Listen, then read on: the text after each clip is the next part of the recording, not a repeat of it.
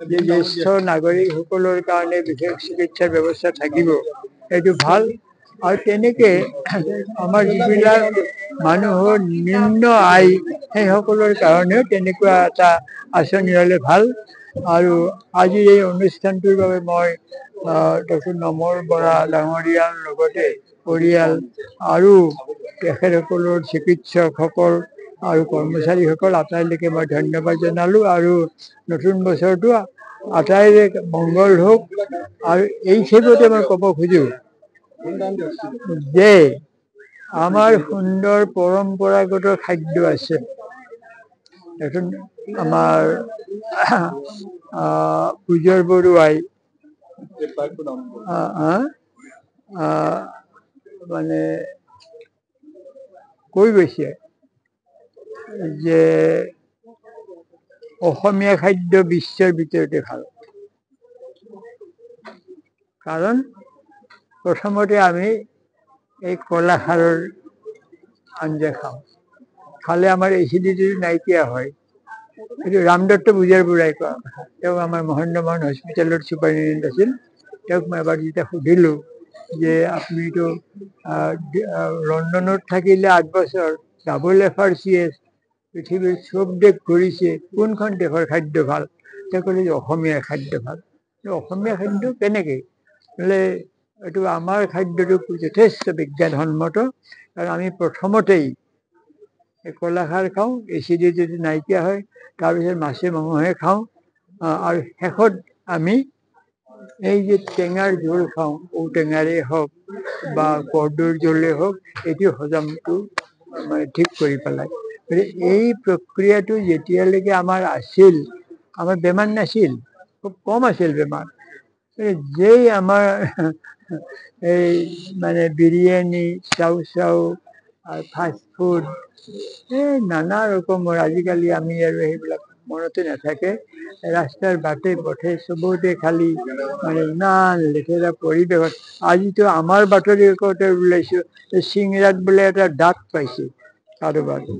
গতিকে যিকোনো প্ৰকাৰে ধন উপাৰ্জন কৰিব লাগে। আৰু যি পানী তাত তেওঁলোকে ব্যৱহাৰ কৰে, ভাল মানুহৰ বেমাৰ হ'ব।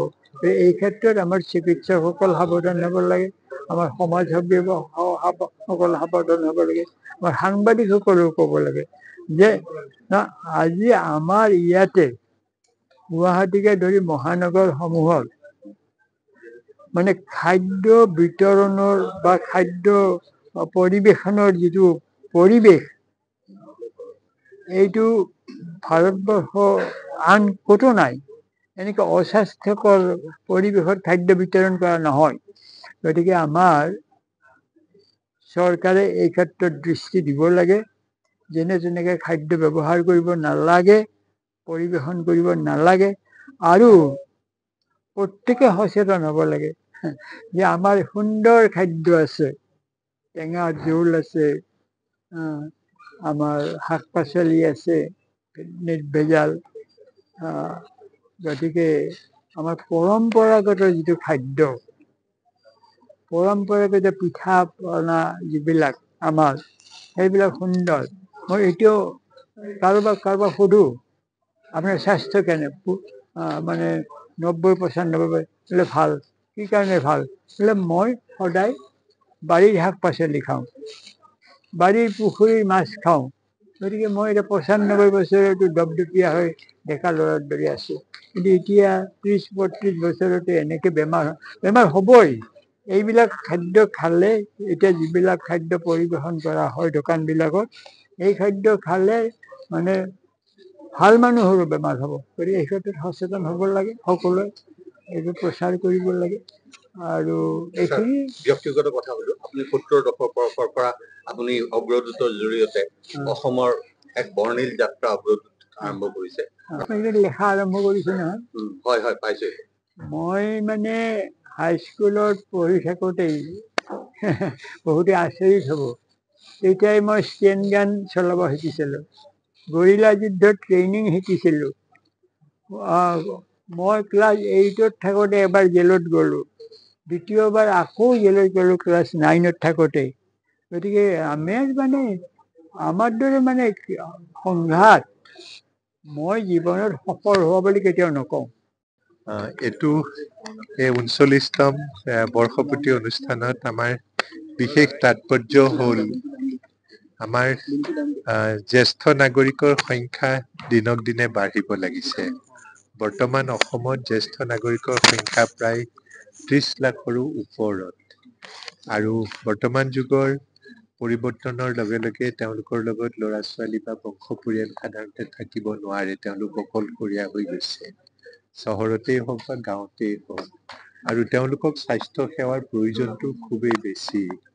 আমি যোৱা ৪০ বছৰৰ অভিজ্ঞতাৰ পৰা দেখিছো যে হস্পিটেলত অহা ৰোগীসকলৰ যদি আমি বয়সটো পৰ্যালোচনা কৰি চাওঁ, তেতিয়া দেখো যে ৬০ বছৰৰ ওপৰৰ যিসকল লোক হস্পিটেললৈ আহে, তেওঁলোকৰ সংখ্যাটো ৬০ৰ তলৰ লোকতকৈ 10 গুণ বেছি।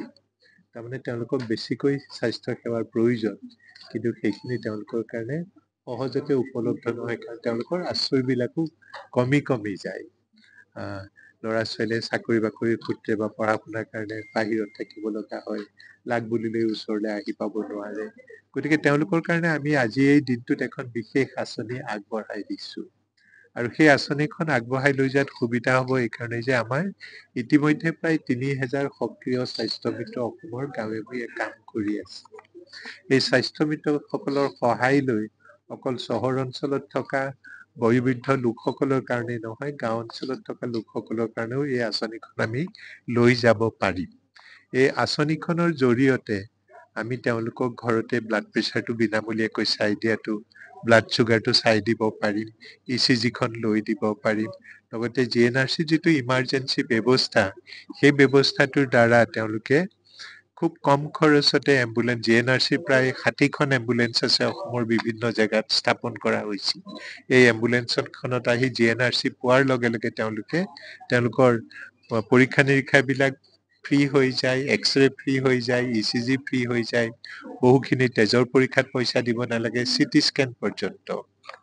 আৰু ভৰ্তি কৰিব লগা হ'লে বৰ্তমান অৱস্থাত পৰিপ্ৰেক্ষিতত উত্তৰ গুৱাহাটী আৰু গুড হেল্থ হস্পিটেলত চিট ভাড়াটো নিদিয়াকৈ তেওঁলোকক গোটেই চিকিৎসাৰ সময়খিনিৰ কাৰণে মুক্ত কৰি দিয়া হৈছে। এই বিশেষ সুবিধাবিলাক আজিৰ দিনটোত আমি আৰম্ভ কৰি দিছো, আৰু মই আশা কৰো যে অসমৰ প্ৰায় 30 লাখ তেনেকুৱা লোক আছে, বয়োজ্যেষ্ঠ লোক আছে। এই 30 লাখ লোকক যদি আমি খবৰটো দি দিব পাৰো, তেওঁলোকে এই আঁচনিখনৰ জৰিয়তে তেওঁলোকে যথেষ্ট উপকৃত হ'ব পাৰিব। আৰু আন এটা বিশেষত্ব হ'ল যে মোৰ জীৱনৰ সমস্ত সাঁচতীয়া ধন 1 কোটি টকা এই আঁচনিখনক মই অনুদান হিচাপে আগবঢ়াই দিছো, যাতে এনেধৰণৰ কিছুমান লোক থাকিব পাৰে যিসকলে হয়তো এই আঁচনিখনৰ বাহিৰতো গৈ কেতিয়াবা সহায়ৰ দৰকাৰ হ'ব, তেওঁলোকৰ কাৰণে এই পইচাখিনি দি আৰম্ভ কৰিব পৰা যাব। আৰু সময়ত GNRCৰ বিভিন্ন ঠাইৰ পৰা বা অন্যান্য লোকৰ পৰাও আমি সহায় আনি পেলাই এই আঁচনিখন আগবঢ়াই লৈ যাব পাৰিম। এইটোৱে বিশেষ অৱদান বা উপহাৰ বুলি ক'ব পাৰি ৰাইজলৈ, বিশেষকৈ বয়োজ্যেষ্ঠ নাগৰিকসকলৰ কাৰণে, গোটেই অসমৰ আটাইকেইখন জিলাৰ কাৰণে।